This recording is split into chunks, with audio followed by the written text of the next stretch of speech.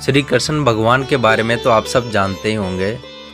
इन्होंने महाभारत के युद्ध का आरंभ करवाया था और अंत भी इन्होंने ही करवाया था। ऐसा कोई धर्म नहीं, ऐसा कोई अधर्म नहीं, ऐसा कोई वरदान नहीं, ऐसा कोई श्राप नहीं जिसे यह मिथ्या ना कर सके। इनकी दृष्टि में इनकी सृष्टि उत्पन्न होती है और इन्हीं की दृष्टि में सृष्टि का विनाश होता है। यही माखन देने वाले और यही माखन चुराने वाले भी है। श्री कृष्ण ने क्यों कर्ण पर सुदर्शन चक्कर चलाया होगा, क्या आप ये जानते हैं? जब द्रौपदी का स्वयंवर था तब वहाँ पर राजा और महाराजा आए हुए थे। तभी वहाँ पर श्री कृष्ण कर्ण से मिले और उन्हें देखकर बहुत प्रसन्न हुए। दोनों ने एक दूसरे को गले से लगाया और बैठ गए। श्री कृष्ण ने कर्ण से कहा, आपके बारे में बहुत सुना है अंगराज कर्ण, क्या आप में सच में इतना बल है कि आप किसी को भी हरा सकते हो? तो कर्ण कहता है, निसंकोच, मैं आपकी बात से बिल्कुल सहमत हूँ। तो श्री कृष्ण कहते हैं कि आप मुझे अपना बल प्रदर्शन करके दिखाओ। तो कर्ण कहता है कि आप मुझे कार्य तो बताइए वासुदेव, मैं अपनी विद्या का अभी बल दिखाता हूँ। तो श्री कृष्ण कहते हैं कि आप अपने एक बाण से सभी उपस्थित राजा महाराजाओं के सिर के ऊपर से गंगा जल का छिड़काव कर सकते हो।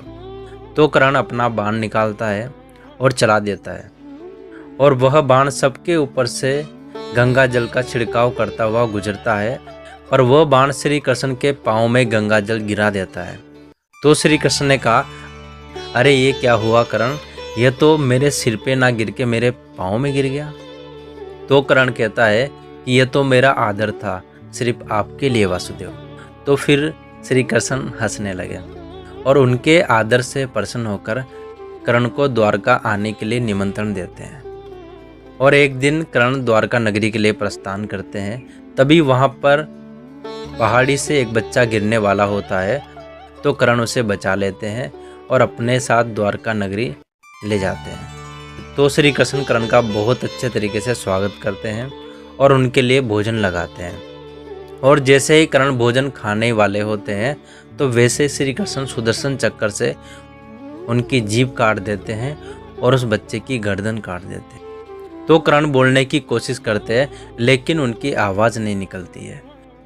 तभी श्री कृष्ण कर्ण के सिर पर हाथ रखते हैं तो उनकी जीभ वापस आ जाती है। और तभी कर्ण कहते हैं कि आपने ये क्या किया गोविंद, आपने मेरी जीभ और इस बालक की गर्दन क्यों काटी? तो श्री कृष्ण कहते हैं, राधे, एक बार उस बालक पर नज़र तो डालो। तो वो बालक एक जहरीले नाग में परिवर्तित हो जाता है। तो श्री कृष्ण कहते हैं कि इसने तुम पर पूरे रास्ते पर प्रहार करने की कोशिश की, लेकिन तुम्हारे कवच कुंडल की वजह से तुम्हें बिल्कुल भी खरोच नहीं आई, इसलिए इसने आपके खाने में अपना जहर मिला दिया था। तभी कर्ण श्री कृष्ण के आगे हाथ जोड़ते हैं और कहते हैं कि हे देवकी नंदन वासुदेव, तुमने मेरे को बचा लिया और मेरी आंखें खोल दी, वरना मैं तो इस बालक को एक साधारण बालक ही समझ बैठा था और उसे महल में लाने के लिए मैं आपसे क्षमा मांगता हूँ। तो दोस्तों, ये थी कहानी। तो दोस्तों, आपको ये वीडियो कैसी लगी कमेंट करके हमें ज़रूर बताएं। और अगर आप पहली बार हमारे चैनल पर आए हो तो हमारे चैनल को सब्सक्राइब जरूर करें और बेल आइकन को दबाना ना भूलें ताकि आने वाली हर वीडियो का नोटिफिकेशन आपको सबसे पहले मिले।